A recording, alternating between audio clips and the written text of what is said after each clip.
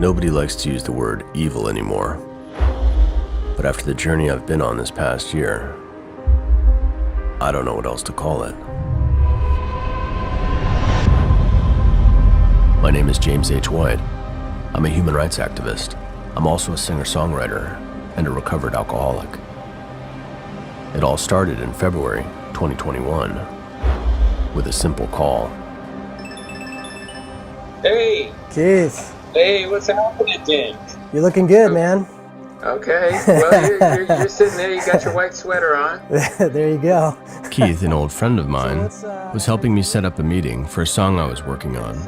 A song about the upcoming 2022 Beijing Olympics in China. His name is Kim Eng, but his wife was in China and she had to escape out of China, and she was the word persecution doesn't really, have any meaning for me anymore.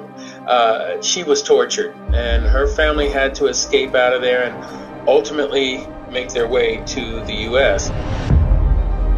2 weeks later, I was heading to Washington, D.C. to meet with the family. I brought a small film crew with me to help capture their story. A story representing what I feel must be among the biggest cover-ups in modern history. My plan was just to write a song and help raise awareness, but little did I know how far the encounter would actually take me.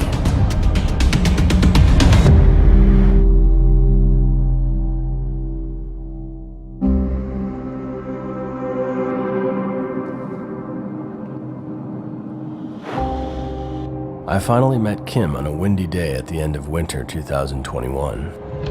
A decade earlier, Kim had married Chun-mei, the oldest of the 3 sisters I was about to meet. He had arranged for me to spend a whole day with the 3 sisters and was there to translate and give emotional support. I had read about a wide range of torture cases in China over the years. In most cases, the victims don't make it out alive to share their story. So we live right here. Hi. This is James. Hi. Nice to meet you. It had been a journey of almost 20 years for the 3 sisters making it to the U.S. 10 years out of that time, Kim and his wife had been working from the U.S. to get the other 2 sisters out of a detention center in Thailand, where they escaped to from China. It was a huge, uphill battle. Yeah, this Falun Gong practitioner in D.C. rescued Chunlir. This is me. The oldest sister, Chun-mei, started practicing Falun Gong in 1997 after learning it from her 2 younger sisters. Within 3 months, she was cured of a spinal injury and bronchitis she had for 25 years. The middle sister, Chun-ling, was the first sister to start practicing Falun Gong in 1996. The practice cured her chronic ailments, such as hepatitis and vertigo, without charging her a penny, she told me. She then taught the youngest sister, Chun-sha, who also started practicing in 1996. Chun-sha gravitated to the moral, spiritual elements of the practice. Falun Gong practitioners try to adhere to truthfulness, compassion, and tolerance in their daily lives, which is part of China's ancient culture. It was a throwback, really, to the traditional spiritual roots, Buddhism, Taoism, Confucianism. It really spoke to the core values that those traditions had. Falun Gong kind of slipped through the cracks of the way in which the Chinese Communist Party tries to control religion and faith, because it was a Qigong. It was a form of kind of meditation and exercise, which was really popular. There was a Qigong boom happening in China then. People we had talked to when I was working on this research report who had been inside the party state system at the time, and they said, oh yeah, there were 70 million people practicing Falun Gong. In 1999, that was more than the membership of the Chinese Communist Party. I first came across Falun Gong in Washington, D.C. when I met Keith, the guy who put me in touch with the 3 sisters. The year was 2000. I was neck deep in drug and alcohol addiction. Keith taught me Falun Gong. I got sober. I returned to college and graduated on the dean's list. Like the 3 sisters, Falun Gong changed my life. One of the tragic parts about this is even the government, you know, back in '98 was saying one of the reasons we really like Falun Gong is the health benefits. I mean, they openly talked about that, the highest levels of the government. In terms of why they changed their mind, this is sort of a tragic story. Once the persecution began, the oldest sister, Chun-mei, went to Tiananmen Square to peacefully protest 4 times. She was arrested twice, once for 45 days and the second time for 1 year. She was tortured and forced to do slave labor 19 hours a day. The middle sister, Chun-ling, went to peacefully protest several times in Beijing and Dalian City. She was arrested 5 times. She was also tortured and forced to do slave labor. The youngest sister, Chun-cha, also went to Tiananmen Square to peacefully protest. She was arrested once, forced to do slave labor, and had money extorted from her. At the same time, human rights lawyers and judges trying to help Falun Gong practitioners were targeted across China.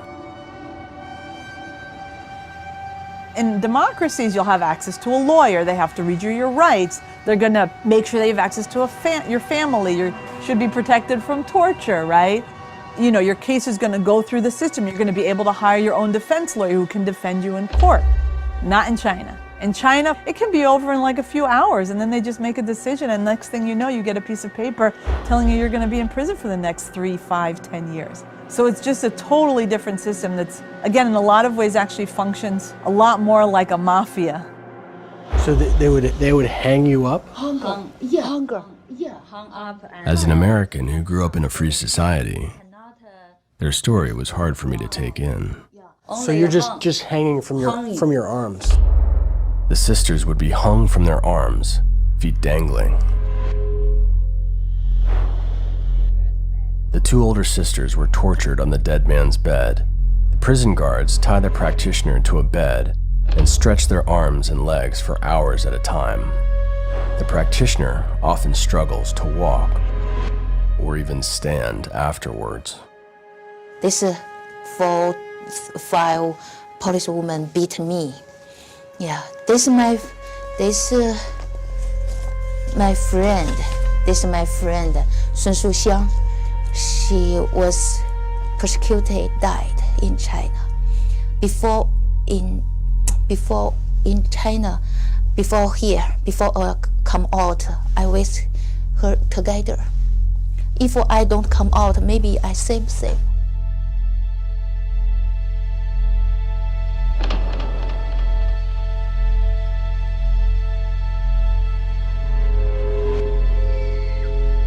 The sisters were shocked with electric batons on their face and body. They could smell the burnt flesh. They were force-fed to the point where they'd throw up blood.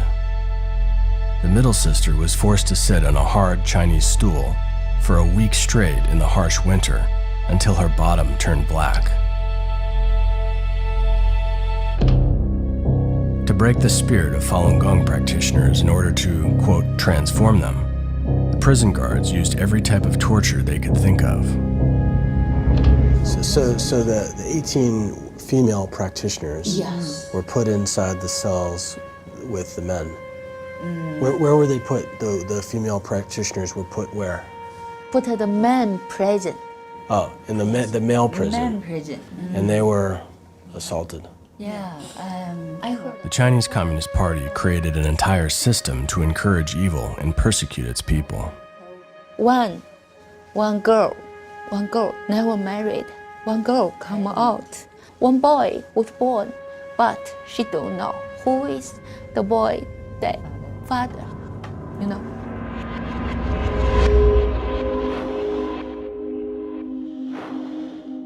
The oldest sister, Chun-mei, and the middle sister, Chun-ling, also underwent medical tests that made no sense to them at the time, considering how badly they were tortured.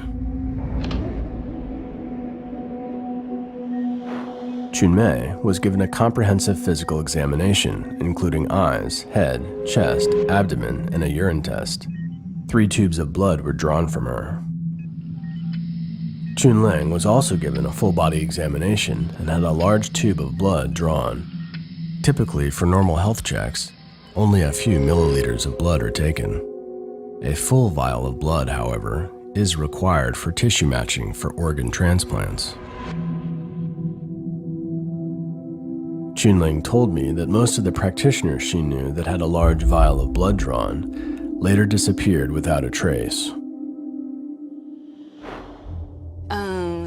This persecution is so high price for my parents. My mother even use his body to Mother, lie down.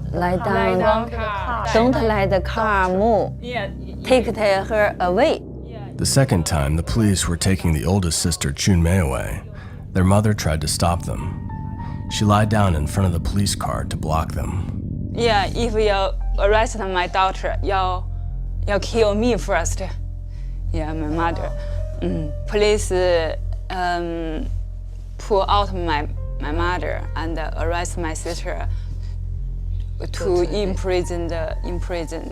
Yeah, my mother, 小梅呀，你快回，my daughter, come back. Yeah. My mom called my name. Maya, come back.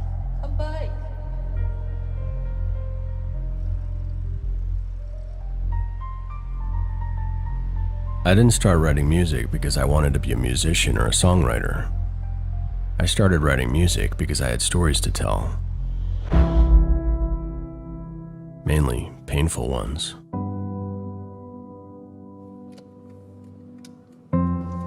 The Three Sisters. It's not just a story about three people. The suffering they went through is also the reality of tens of millions of Chinese people today who practice Falun Gong. For over 2 decades, these people have suffered alone in the dark, with almost no coverage in Western mainstream media. But there was a group in London that was finally able to shed some light on the issue. I decided to cross the Atlantic to hear their story.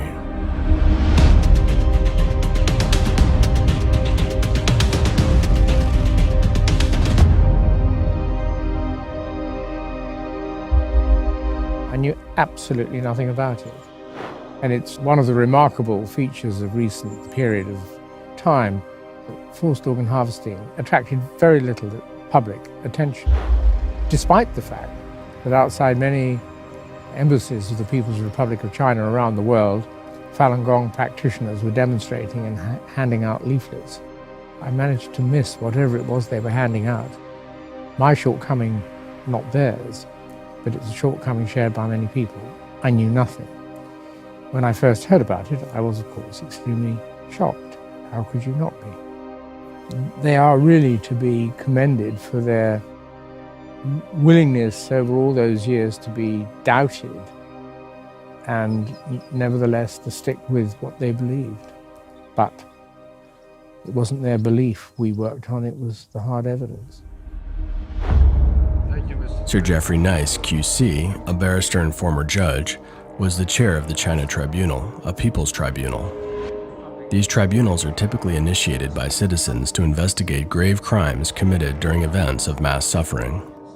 Previously, Sir Geoffrey Nice led the prosecution of Slobodan Milosevic at the International Criminal Tribunal for the former Yugoslavia. Would you be in a position, Mr. Sabi, to give us a list, maybe not comprehensive, but a list of all those who've been invited to contribute to these proceedings and who may have declined to do so? Yes, sir. On behalf of the tribunal, we have sent invitations primarily to the Embassy of the People's Republic of China in London, with reminders and many requests for their engagement with this tribunal and making a statement. No answer had been received. The China Tribunal was asked to consider the evidence regarding forced organ harvesting of Falun Gong practitioners and other prisoners of conscience in China, and to determine whether international crimes have been and continue to be committed. At that time, I was in a terrible pain. My head was like as if it's going to blow up. I was screaming. I was screaming. I was electrocuted for about 20 to 30 minutes. Then I was taken back to my cell. The judgment has not been unpicked or deconstructed by anyone. Not only because all the reasoning is there, but all the evidence is there. You can see all the witnesses, bar just about one or two who had protective measures and weren't seen. You can see it all on video. Every document is there.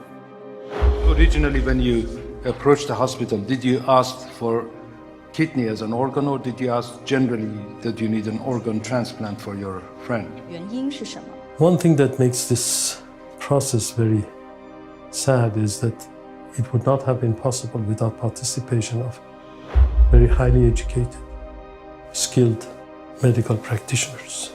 And they must have known what they're doing in China. Hamid Sabi, a London-based human rights lawyer, was the counsel to the tribunal. Previously, he had been counsel to the Iran Tribunal, which investigated mass killings of political prisoners by the Islamic Republic of Iran in the 1980s. In China, what they had done, at some time they had over 2 million Falun Gong in the camps. Next to each camp was a military hospital. Every single one of witnesses that was camp survivor mentioned that every 3 months they were taken to clinic or to the hospital next door. Substantial amount of blood was drawn. When a tourist came to have an organ, they matched his request for organ with the existing data bank that they had created of the Falun Gong prisoners and selected the proper donor, so-called forced donor, took his organs and transplanted in the recipient. I had recurring flashbacks to the story of the three sisters while listening. The health checks, the blood tests, the torture. It all lined up with the findings of the tribunal. It was really a miracle all three of them made it out alive. But how many don't? It's hard just thinking about it. The judgment of the China Tribunal is over 160 pages long, with extensive appendices that include details of all documents, reports, witness testimonies, and submissions reviewed by the tribunal over 12 months. Over 50 fact witnesses, experts, and investigators contributed evidence. And it confirms, tragically, the Falun Gong practitioners were and continue to be killed on a significant scale for their organs. Any who interact in any substantial way with the PRC, including doctors and medical institutions, industry and businesses, most specifically airlines, travel companies, financial services businesses, law firms, pharmaceutical insurance companies, together with individual tourists, educational establishments, and art establishments, should now recognize that they are, to the extent revealed in this judgment, interacting with a criminal state. Falun Gong is a source, probably the principal source, of organs for forced organ harvesting. Transplant tourism, that's where people are now flocking to China. While the China Tribunal received some press coverage, it also got a rude awakening. On the 17th of June of 2019, which is when I read out the short form judgment, on that same day there was a planned film going out on Newsnight, which is the BBC's principal evening political programme. And in the afternoon, the programme was pulled. And one of the reasons it was pulled was because the British Foreign Office walked into the BBC, or metaphorically walked into the BBC and said, "Don't broadcast this." And I think pretty shocking was that the Foreign Office would take that step. In an Epoch Times article dated November 4th, 2020, a spokesperson for the UK Foreign Office denied the allegation. Shortly after the verdict, the CCP banned Sir Geoffrey Nice and the other investigators of the tribunal from ever traveling to China. Yet the tribunal's findings remain unchallenged. All religions are persecuted in China by the government since the beginning of the communist regime, 1949. The Chinese regime is still today a communist regime. They still work on a Marxist-Leninist premise. It's a one-party system, no election, no freedom, technical surveillance. So all religions are enemies, and also they are perceived as potential competitors in giving the citizen, Chinese citizen, his or her rule for life. It's perceived as a competitor, and pretty quickly it becomes an enemy. And as an enemy, it should be eradicated as soon as possible. There were 100 million people practicing. That many people doing anything outside of the government's control is going to make some leaders nervous, and it did. There was a cultural component. You know, this was traditional Chinese culture that believed in sort of Buddhist values.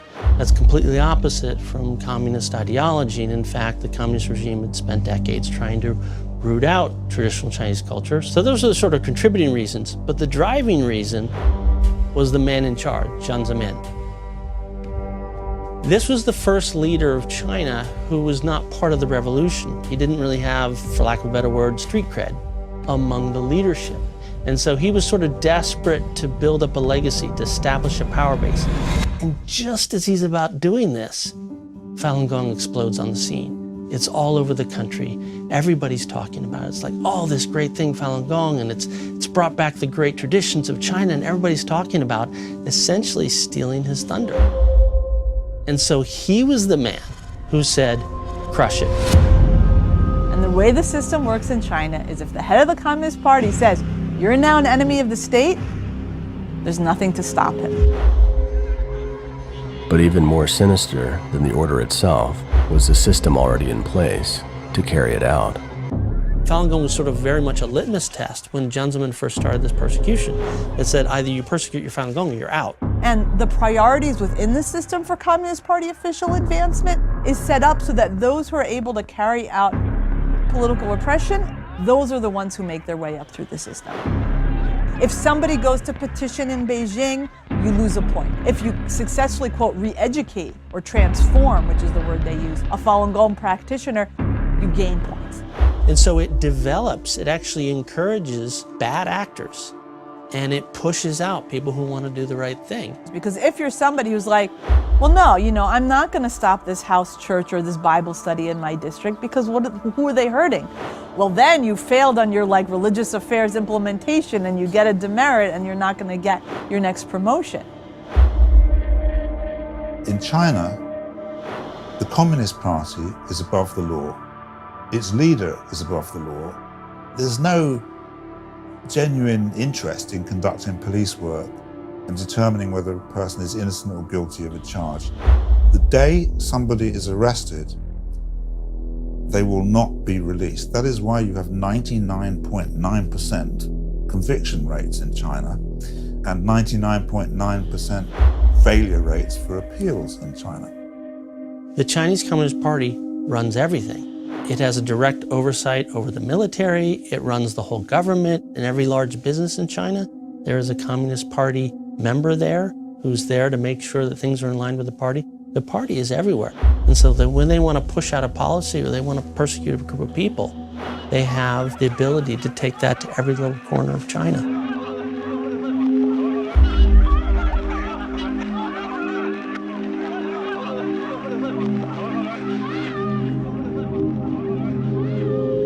People have to realize that the persecution of Falun Gong is an incubator for persecutory tactics that are now unleashed on a whole other group of people. Torture methods that were literally refined. I don't just mean they first started on Falun Gong. They actually had trainings. There was one labor camp in northeast China that became very good at breaking Falun Gong via torture. They had them travel to different labor camps and train those people on how to break Falun Gong. Those torture techniques are now being unleashed on the Uyghurs.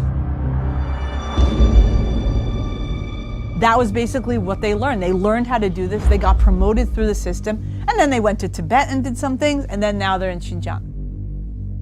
And so this idea that what stays surrounding just one targeted group just stays there is something that the CCP has just proven time and again. It's just not the case. It definitely spreads. The organ harvesting, and this is something that clearly comes from the Falun Gong persecution, has become much more systematic. Every camp, it's the same thing. I barely interviewed 2 people who were from the same camp in Xinjiang. Every one of them was from a different camp. Every one of them describes the health checks in the camp every month, every 2 months, like a drumbeat. And then 10 days later, the people disappearing. 2 or 3, maybe 4 or 5. It's really about 2.5% to 5%. But overall, if you look at the camps, you're looking at least, almost 70 people a day, maybe 130 people a day. Something like this, something in that range. So if you look at the overall picture, it's a kind of maintenance genocide. About a decade ago in Los Angeles, I met Ethan Gutman, one of the journalists to do groundbreaking research early on about forced organ harvesting. I went to see Ethan in London and hear about his latest investigation, the Uyghur situation in Xinjiang. We found a hospital that was built inside a camp.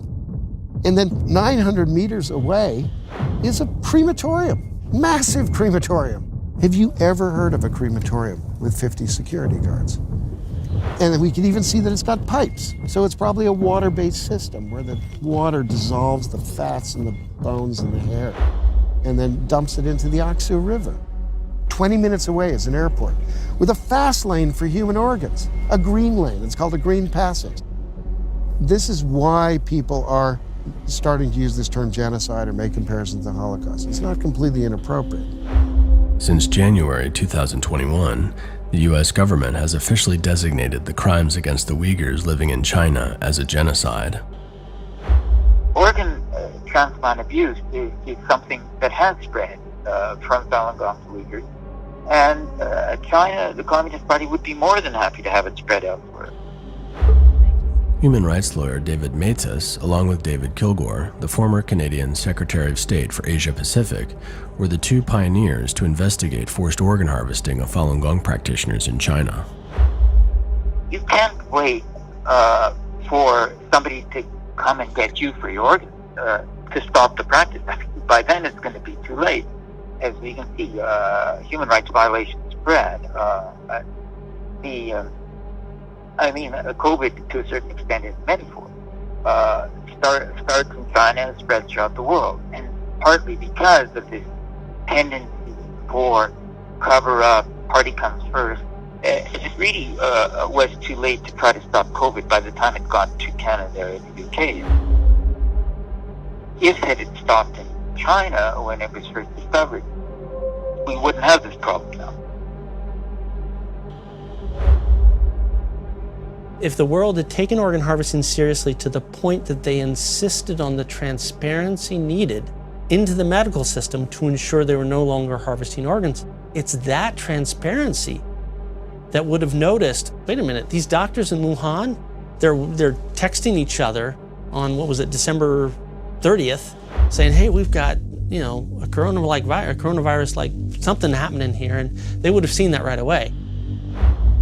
Taiwan doctors were watching and interacting with the Wuhan doctors on that very day, December 30th. By January 1, they had already taken steps to limit travel from China, from Wuhan. And look at Taiwan. Universities are open, shops are open. It's like they're on another planet.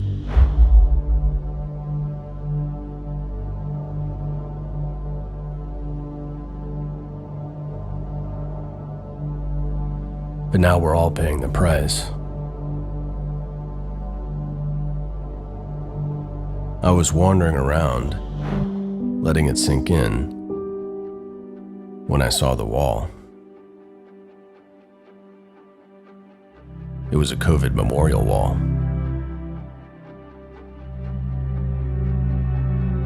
So many lives lost. All those hearts wouldn't have had to be there. Ignoring a bad actor doing this kind of atrocities on one group is enabling that bad actor to turn around and do something to the rest of us. And that's exactly what happened. If you look at the progression of how the virus came out, what's next? Especially given what the CCP, the amount of influence they have around the world. I was thinking about Hong Kong and the changes it went through answers part of the question. To me, Hong Kong shows how the CCP feels about free and open societies, and it shows what it is prepared to do to change them. There's been widespread international condemnation of China following a parliamentary vote to impose new national security laws. A pro-democracy protester in Hong Kong was sentenced today to 9 years in prison. Police, in fact, have already detained at least 300 people since the law took effect 24 hours ago. It's in total breach of promises that were made by the Chinese government under the Sino-British Joint Declaration, which is an international treaty registered at the United Nations, signed by China and the UK, which promised that Hong Kong would have its basic freedoms, a high level of autonomy for at least 50 years from the time of the handover, so at least until 2047. And we're less than halfway through that period, and already China has completely reneged on its promises, torn up that treaty, and I think that is very sad for Hong Kong. It's also, I think, very concerning for the free world, because if we allow them to do what they've done to Hong Kong, I don't think they'll stop there. Benedict Rogers is the co-founder of Hong Kong Watch and the UK Conservative Party Human Rights Commission. He worked as a journalist in Hong Kong and witnessed how the city changed in just a few short years. From the umbrella movement in 2014, the disqualification of pro-democracy legislators, we saw, of course, the protests in 2019 against the extradition law that was being proposed, and the police brutality that was really shocking. And then in the last year, the introduction of a very draconian national security law that basically has destroyed all of Hong Kong's remaining freedoms and autonomy. The national security law is intentionally vague and allows the government to charge a person with something as serious as sedition or terrorism simply for criticizing the Chinese regime or any of its policies. And the law applies to everyone on the planet. If you criticize the Chinese regime anywhere in the world and then travel to Hong Kong, the law says that they can arrest you and imprison you.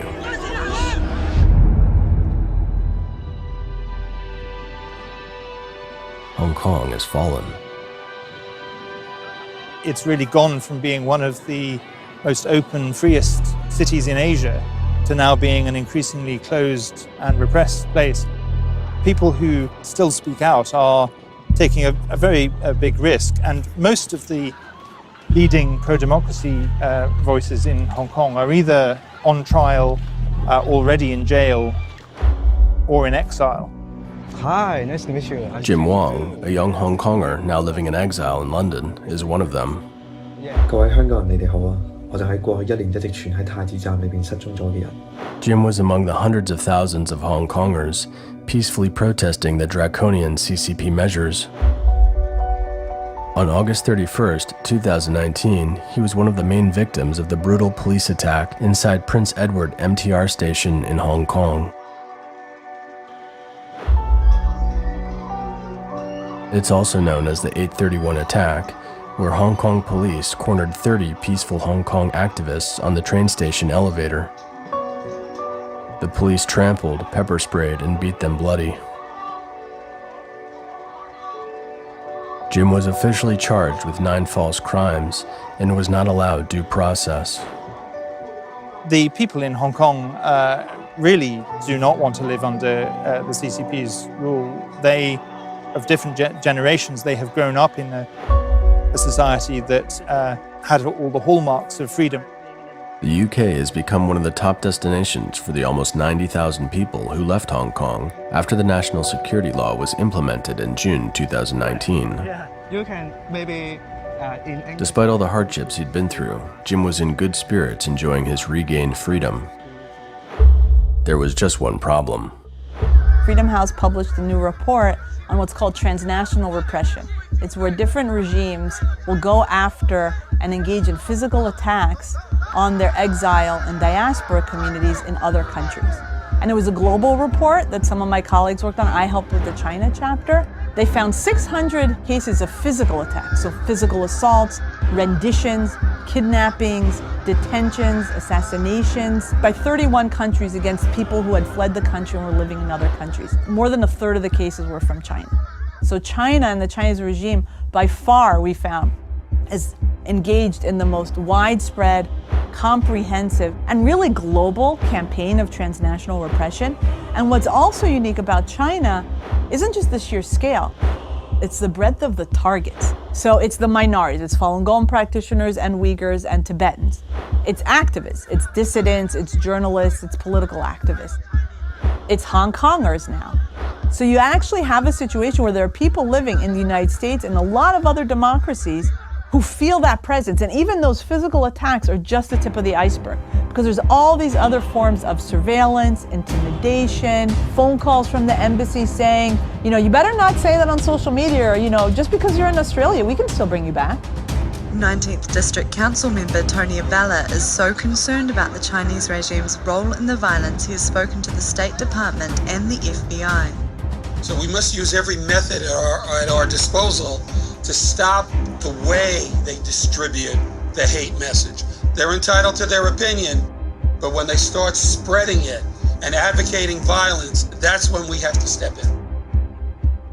I couldn't stop wondering, if it continues, how long will it be until people like the 3 Chinese sisters, Jim Wang and the other Chinese refugees, won't have any country to go to anymore?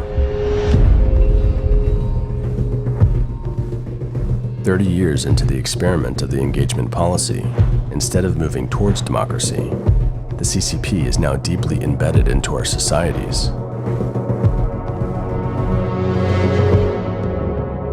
Emboldened by Western capital and innovation, it is slowly turning our own system against us. History shows any attempt to reform the CCP categorically ends up with the CCP trying to reform us. Their authoritarian system can control how ordinary Americans think. Miles Yu was the principal China policy advisor to former Secretary of State Mike Pompeo. He is a senior fellow at the Hudson Institute and a professor at the U.S. Naval Academy.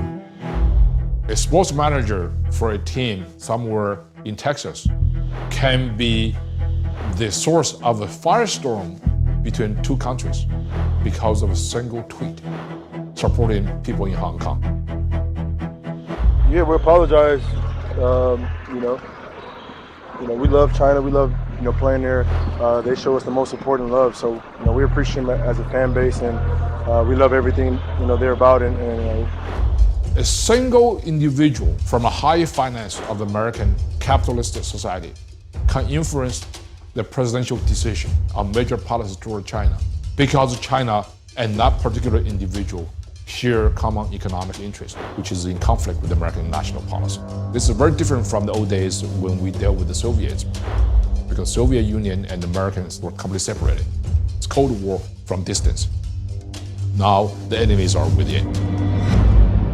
Did you know that 90% of US media outlets are owned by only 6 corporations? And these corporations have massive business ties with the Communist Party of China.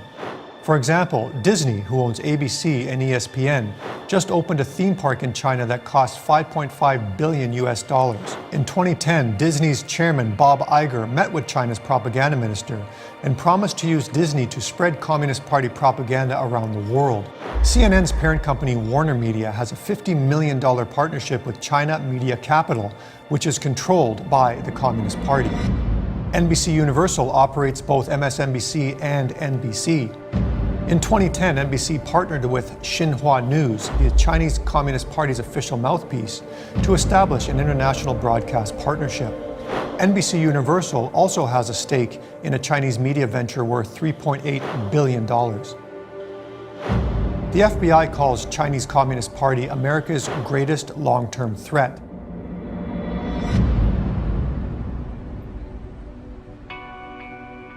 I wasn't surprised. that the story of the three sisters, and millions like them, never made it into the American news headlines.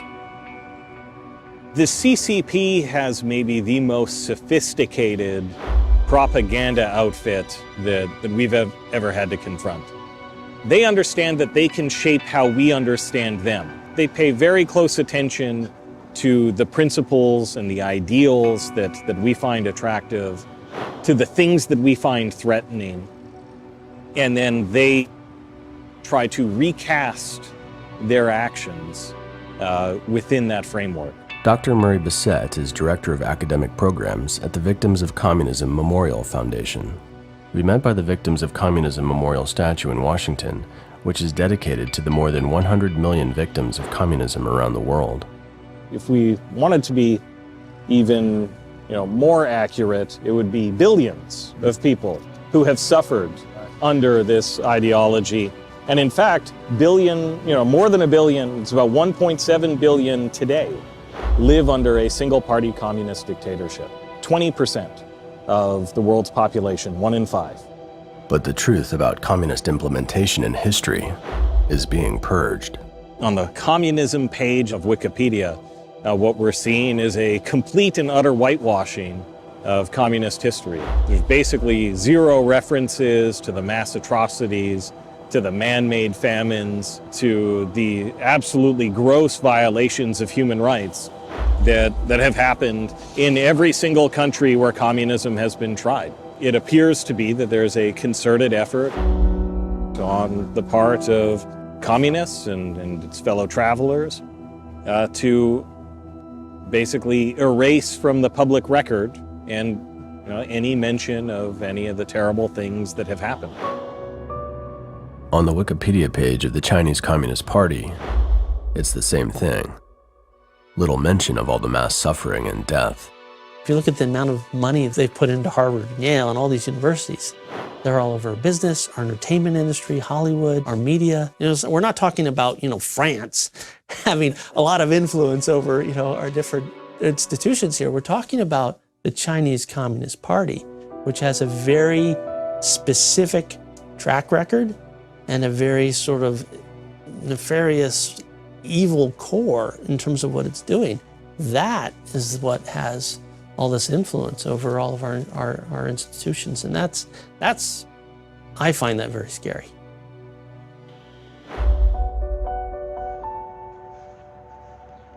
The song I had set out to write for the upcoming Olympics in China was gone, overshadowed by the sheer magnitude of this story.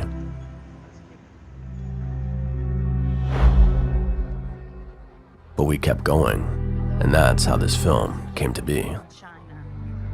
I'm honored to be at the U.S. Capitol with you, and my heart breaks for those of you who have lost family and friends and fellow practitioners. And I want to assure you of the Institute on Religion and Democracy's continuing commitment to work for the human rights and religious freedom of all who are oppressed by the Chinese Communist Party. Governments seeking utopia on Earth killed tens of millions of human beings in 70-some years of wars, gulags, starvation, and mass killings.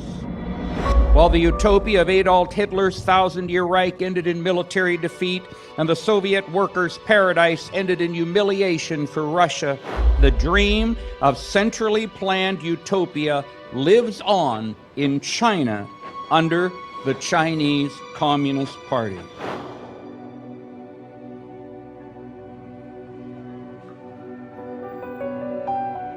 Every year in Washington, D.C., thousands of Falun Gong practitioners hold a peaceful rally, parade, and candlelight vigil in late July. The activities are to remember the day the persecution began, July 20th, 1999.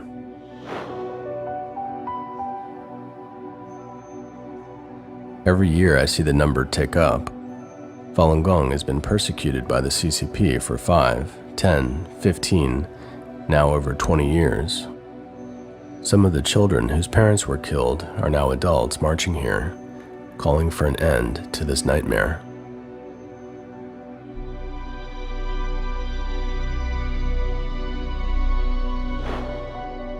Hello, thank you. It's such an honor to be standing in solidarity once again with the Falun Gong community. This year we had the US government officially designate the Uyghur Muslim community as victims of Chinese government genocide. It's time that the United States recognize what is happening, the genocide occurring against practitioners of Falun Gong in China.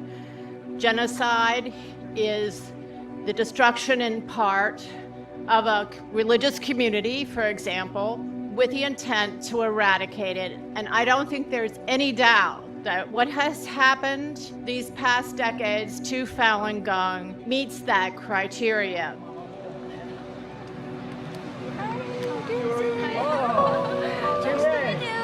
It had been half a year since I met with the three sisters.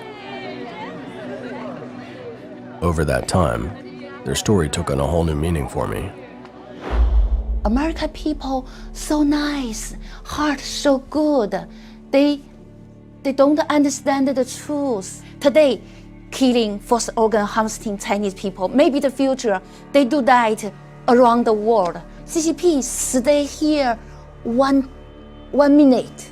This around the world danger 1 minute. I hope America freedom continue, don't lost.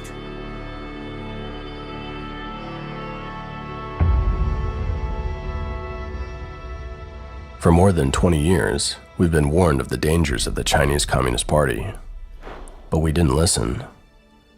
Now the threat is here at our doorstep, knocking.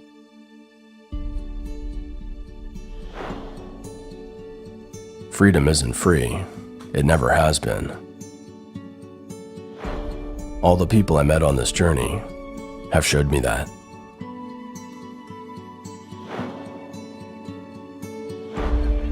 I've always admired the Chinese people. They're tough, they're resilient. Their spirit is unwavering in the face of impossible odds, in the face of evil. It is from people like these three sisters that we learn, no matter how dark and ominous the CCP looms over our lives and our country, with faith and resilience, there's a way forward.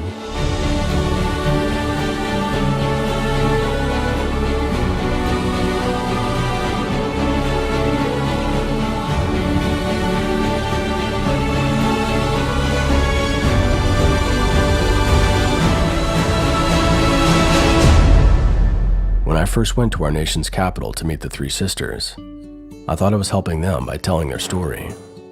But in truth, they were the ones helping us.